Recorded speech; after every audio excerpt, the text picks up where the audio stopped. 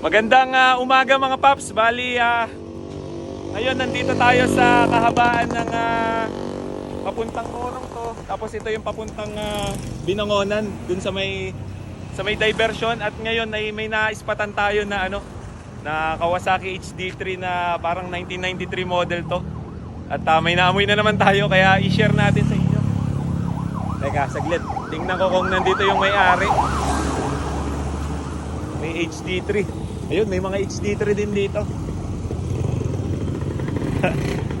Sikat na sikat talaga dito sa Morong. Tapos sa Cardona itong ganitong HD3. Ayan.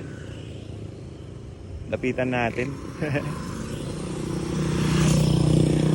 Ayan o, mga tropa nating HD3. Sir, kanino po kaya itong tatanong ko lang, HD3? Ako po may-ari sa baba. Itong mga HD3, nakakatuwa yung mga HD3. Makakasama niyo po ba? Nasa lang sa baba. Nasa baba lang po. Sige po. Yan mga paps, bali nakausap natin tong isa si Sir. Nandito pala sa baba. Baka busy dahil baka may kinukuha siya dito sa sa farm. Ngayon ay tingnan muna natin tong HD3 ni Sir. Tingnan nyo naman, napakasariwa oh. Stock na stock pa. Ito yung pinakang gusto ko sa lahat eh. Ayan oh, meron pa nga siyang pala. Parang nasa bukid si Sir at yun. Napakaganda pa eh. Ito yung sinasabi ko. Ayan, 1993 ito. Ito yung sinasabi ko, yung Ildefonso ang ganyang design. Pagkakaalam ko 1992, 93 lumabas to.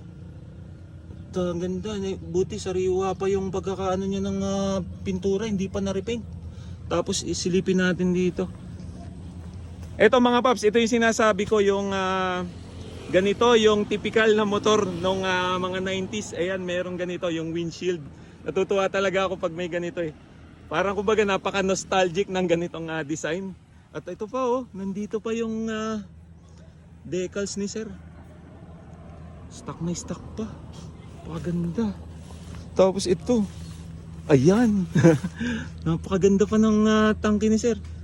Ito, natutuwa ako sa ganito kasi ito yung patina pa eh. Kumbaga yung nandyan yung pinakang istorya ng motor sa ganyang pintura. Hindi pa kasi na-repaint. Kumbaga nandyan pa yung originality ng motor.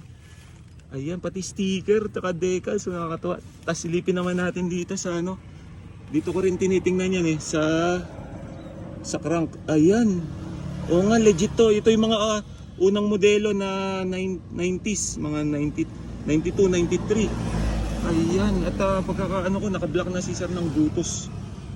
Ayan, pinalitan na. Nakakatuwa. Ito pa yung HD3 oh. Ayan, magkakakonekta yan eh. Itong decals na to.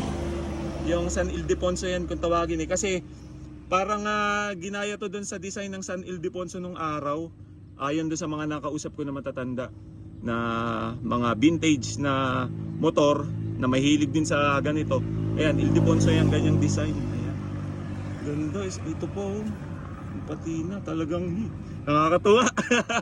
Tapos ito, pinalitan na Sir to ng stainless. At ayan tingnan natin itong handlebar niya. Ayan, original pa ang handlebar mga paps oh. Kasi ito yung talaga yung mga handlebar nung araw. Ito matitigas yan eh. Bakal, pati dito sa kabila. At dito ako natutuwa talaga sa hindi pa niya nire-repaint. Ayan. Talagang napaka-nostalgic ng gantong motor. Ayan, may mga tropa si Sir dito. Ito, mga HD3. Talagang napakahilig dito mga paps sa Morong ng ganitong motor. Ayan nakakatuwa. At alam nyo naman, napakahilig natin sa HD3 tsaka sa Brutus. At lalong-lalo na sa mga ganito, yung original and unrestored. Ayan. Hindi pa napapalitan, oh. Hindi pa nare-repaint. Talaga hindi, ilang ilang years na ba ganito, Tingnan mo. At ngayon, namamayagpag pa rin tong motor hanggang ngayon. At silipin naman natin yung tambutso. Ayan. Mukhang original pa yung tambutso ni Sir at pati yung silencer original pa. Dahil parang may balimbing pa sa loob eh. Ayan, nakakatuwa.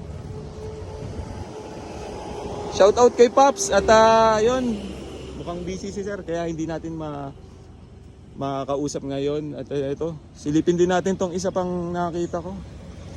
Ayan, ito naman tari. Mga 2003, 2004 ito lumabas. Ayan, napakaganda dito. Ayan, ito pagkakaano nyo yung tari. Ayan, pag ganyan. At makikita nyo yung tari pagka ganito yung serial number. Ayan. Diba? Napaka-linis din nung sir, oh. Talagang mukhang stock pa yung pintura. At ayan, typical na ang motor dito sa amin sa Rizal. Ayan, ganyan. Ganyan ang design, pati ito. Kaya nakakatuwa. Ngayon lang ulit ako nakakita ng ganito eh. Ito kasi yung hinahanap ko din dati na design. Manghirap din makahanap ng ganyan decals eh. Mga Pops yung parang Ildefonso. At dito ako talaga natutuwa sa ganito. Kasi talagang napaka-nostalgic. Dahil nung bata ako, tuwan-tuwa ako pagka sumasakay ako sa ganitong tricycle at may ganito. Dito pa ako nakakapit. Eh ngayon, hanggang ngayon, tingnan nyo, namamayagpag pa rin yung HD3 ni Pops. Kaya yun.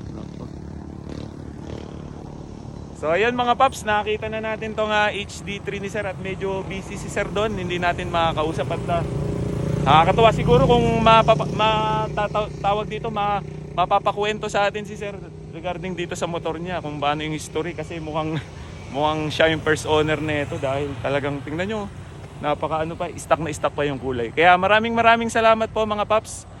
At pag may nakita ulit tayo ng HD3 at Brutus, i-share po ulit natin dito sa page natin sa Pops Beans. Kaya maraming salamat po at ingat sa atin lahat and God bless. Thank you.